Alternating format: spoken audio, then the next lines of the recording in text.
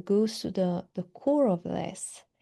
And once you have done that, that's where you can actually start to make those transformations and really build the relationship you want, because RJ just diminishes it. You can overcome it. Do you keep agonizing about your partner's body count and thinking, oh, they might have had more experience than you, or maybe they are lying, maybe they have had even more sexual relationships or romantic relationships? If so, this might be retroactive jealousy. Hi, this is Noemi. So let's just look at how you can overcome the body count of your partner. First and foremost, I am assuming that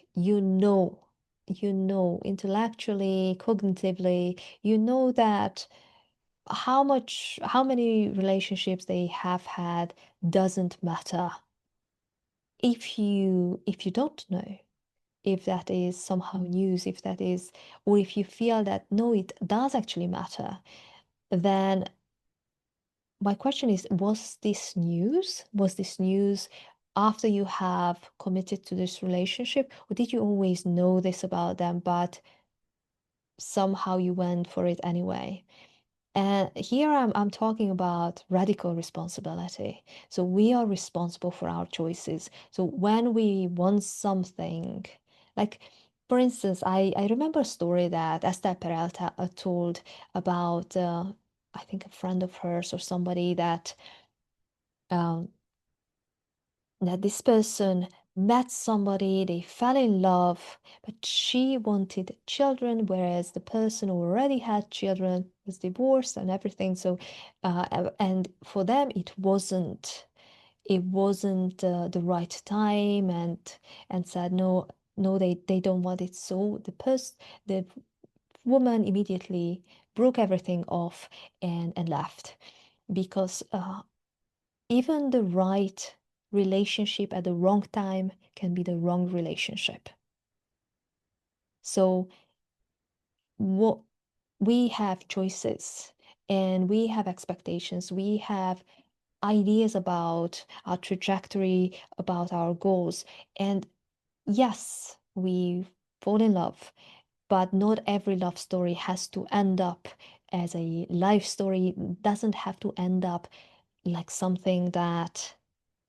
So just because you fall in love with somebody doesn't mean that you have to stay together. It doesn't mean that you can only fall in love once. So you have to take responsibility for your choices, and say, if I want somebody who has fewer, and by the way, make sure that you replicate that. Yeah. So if you have had a lot of experience, then you really have to talk to yourself about this, that why is it that you cannot? Because a thriving relationship is built on equality. Yeah. So if you have had a lot of body counts, why is it a problem that the other person? So basically, do you want an equal partner, or do you want somebody that you possess? Or so what are your thoughts?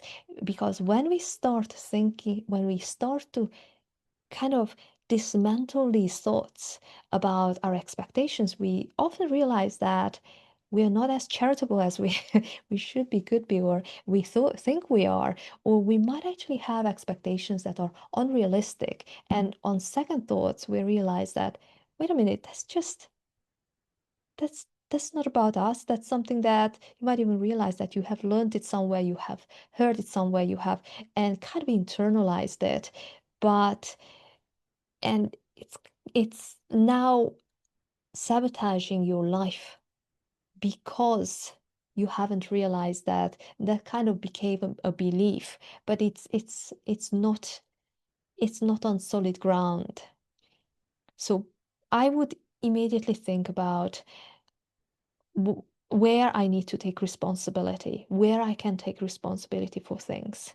Yeah, what are my expectations? And of course, if it's there, if retroactive jealousy is there and you just can't change it, you love everything about them, rationally you think, yeah, they had all this body count. It doesn't matter, but I can still not change all this at the emotional level. Then the way you would deal with that is is basically bringing it home. So spending less time or no time, but at least less time on thinking about them, thinking about and engaging with those thoughts, intrusive thoughts or images, and bringing things back to how how am I feeling? Maybe have I felt this way before? What does it say about me? Yeah, how is that a problem for me? So when we go back to to where the problem exists, yes, it exists in our own mental landscape and emotional landscape. So when we bring it back home, when we come back and say, wait a minute, what is this related to? How is this a problem? How am I stuck with this problem rather than what happened? How could they have done it? Why would they have done it? Yeah, so basically, kind of sitting with that discomfort and investigating what is happening inside us. What does that say about us? That's when we are getting closer to actually resolving the issue, because the issue is not the retroactive jealousy, that is a symptom. The issue is something deeper. And the issue is something that we can only solve within ourselves, and then it can actually, um, then